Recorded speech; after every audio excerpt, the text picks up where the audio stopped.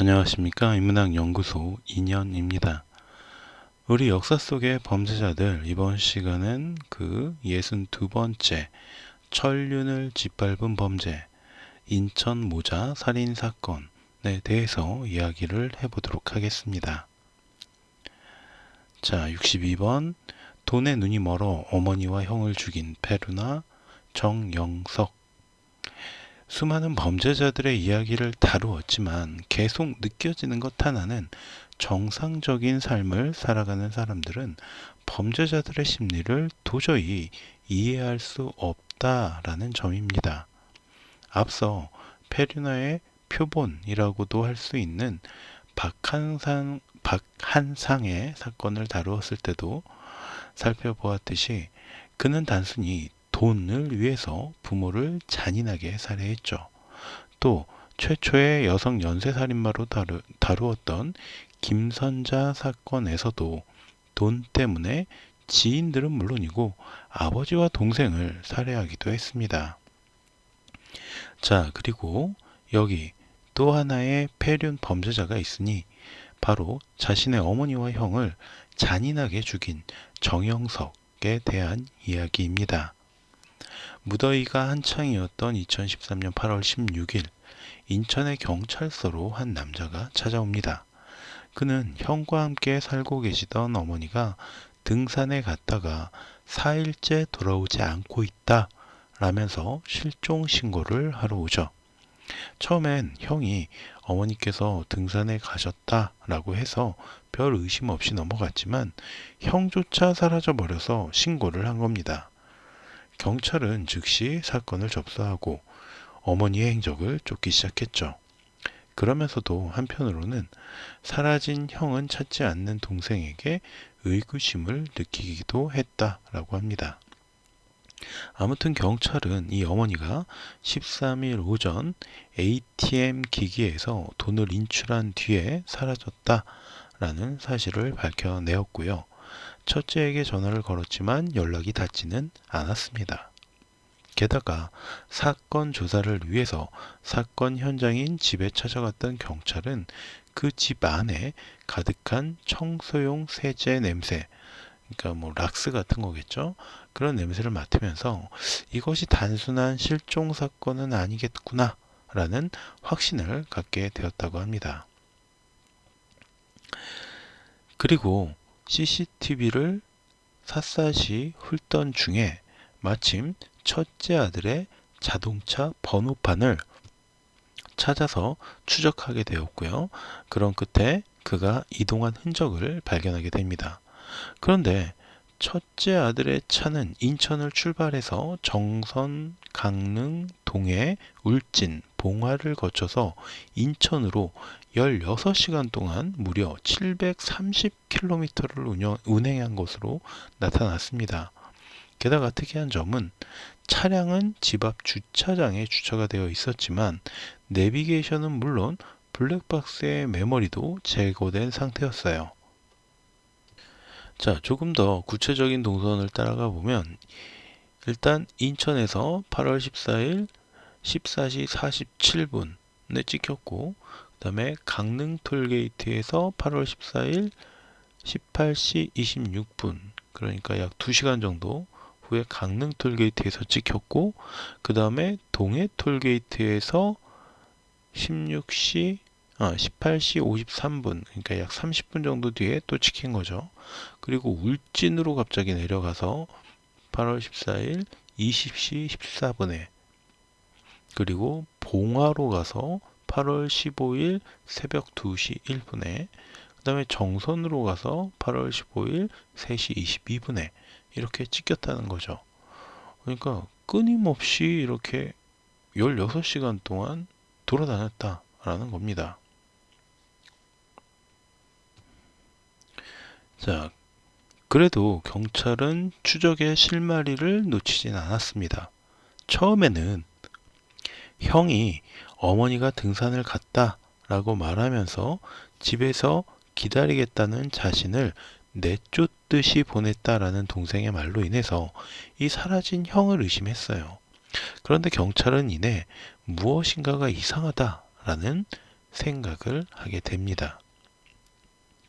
첫째 아들의 차량 동선을 따라서 추적하던 경찰은 고속도로 톨게이트 통행권의 동생인 아들의 지문이 묻어 있었다라는 걸 확인한 거죠.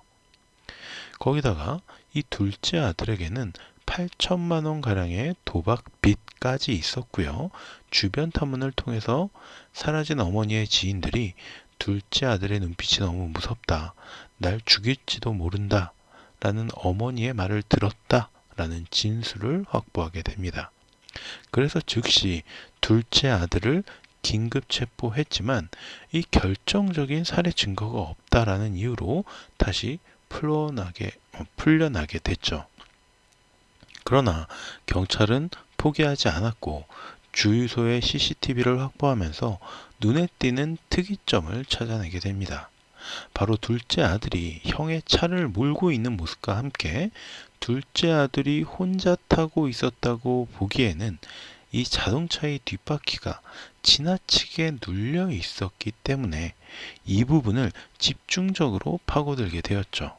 이때부터 경찰은 같은 차량을 찾아와서 약 100번에 가까운 실험을 합니다. 어떤 실험이냐?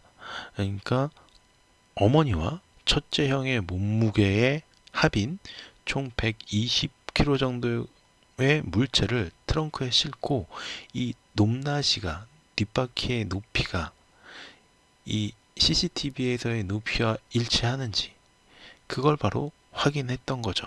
그래서 실제로 128kg 가량의 물체가 트렁크에 실려 있었다라는 걸 확인한 겁니다. 이런 결과를 바탕으로 둘째 아들을 재조사하기 시작한 경찰은 마침내 그에게서 자신이 벌인 것이다 라는 자백을 얻어내게 됩니다. 그러나 경찰은 그것으로 만족하지 않았습니다. 처음부터 그의 부인 김 씨를 공범으로 의심하고 있었기 때문이죠. 하지만 둘째 정영석은 자신의 단독 범행임을 주장합니다. 경찰은 다시 주변의 CCTV를 뒤진 결과 둘째 아들과 그 부인이 마트에서 대용량 세제와 청테이프, 면장갑 등을 함께 구매하는 모습을 찾아내었죠. 게다가 디지털 포렌식으로 보고 난 두 사람이 주고받은 메시지의 내용은 더욱 충격적이었습니다. 울진에서 사체를 태우면 어떨까? 태우려면 뭐가 필요하지? 라는 남편의 물음에 아내는 우리 캠핑했을 때처럼 땅을 파서 위에 자갈을 깔아야지. 불이 번지면 안 되니까. 톡으로 이런 거 보내면 안 되는데 라고 답을 하면서 함께 범죄를 모의했던 것입니다. 또한 내가 어머니 집을 담보로 대출을 몰래 받으면 불법인가? 라는 물음에는 공동 명의로 바꾸면 대출 받는 건 불법이 아니지 라는 대화까지 확인이 되면서 이 둘이 돈 때문에 어머니와 형을 살해한 것으로 추정했습니다. 참 어마어마한 부부죠.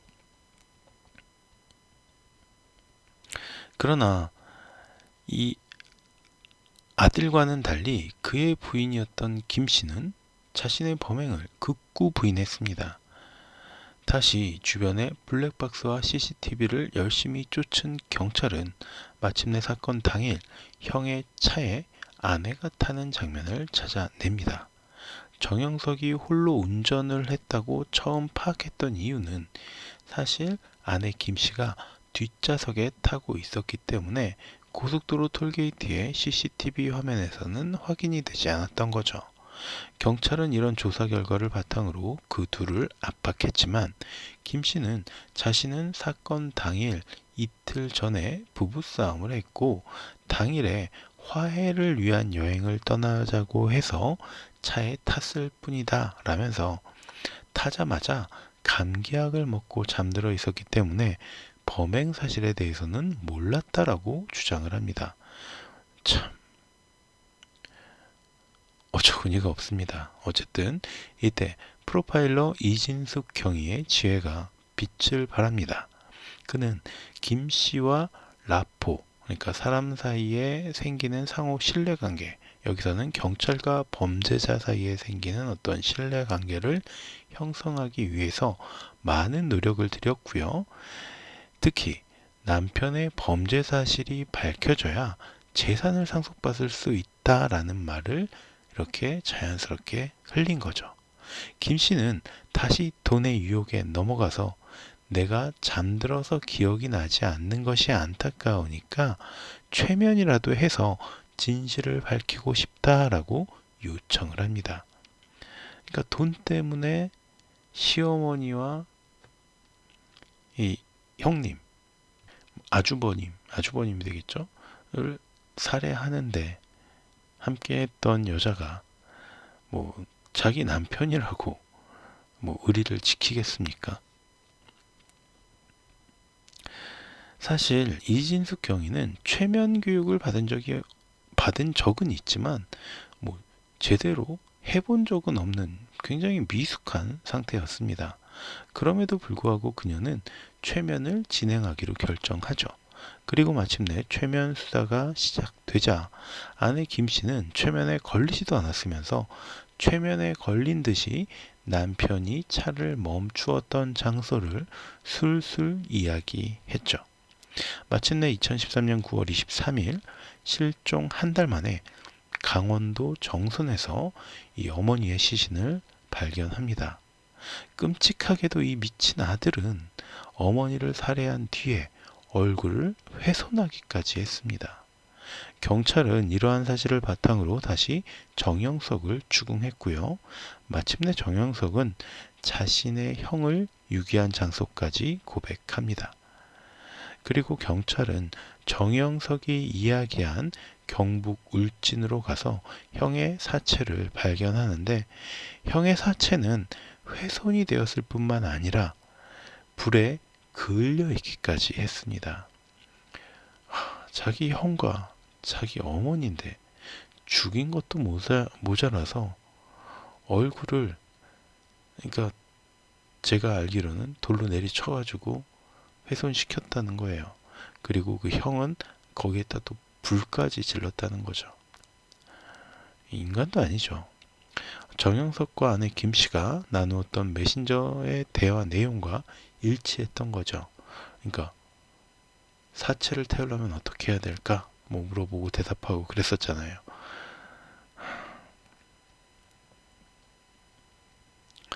경찰은 이제 김 씨를 공범으로 지목하고 체포하려고 했지만 김 씨는 유서 2장과 국가인권위원회에 억울하다라는 진정서까지 내고 자살을 해버립니다.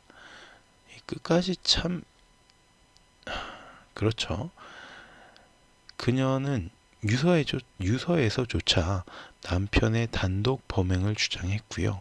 이 사실이 밝혀지면서 무고한 사람을 자살로 내몰았다라는 이 여론에 의해서 경찰은 집중포화를 맞게 됩니다.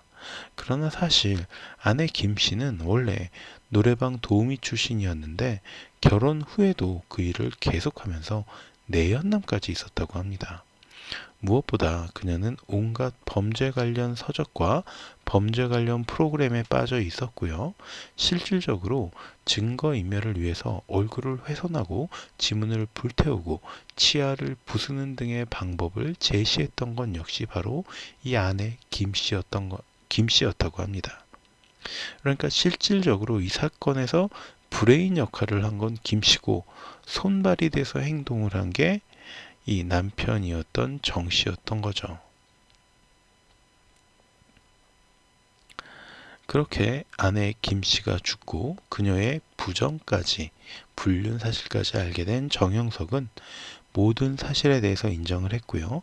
범행 동기 역시 배달 일을 하면서 버는 돈만으로는 이 김 씨의 사치스러운 생활을 감당할 수 없었으며 그로 인해서 결혼 당시 어머니께서 사주셨던 1억가량의 오피스텔을 담보로 대출을 받았다고 합니다. 그리고도 생활비를 감당할 수가 없었기 때문에 빚을 갚기 위해서 도박에 손을 댔다가, 빚을 갚기 위해서 도박을 손댄다는 게 이게 말이에요, 방구예요. 도박에 손을 댔다가 결국 어머니의 재산을 노리고 범행을 저질렀다라는 동기까지 밝히게 되었습니다. 2013년 12월 18일 1심 공판에서 법원은 사형을 선고했는데 정영석은 바로 항소심을 신청합니다.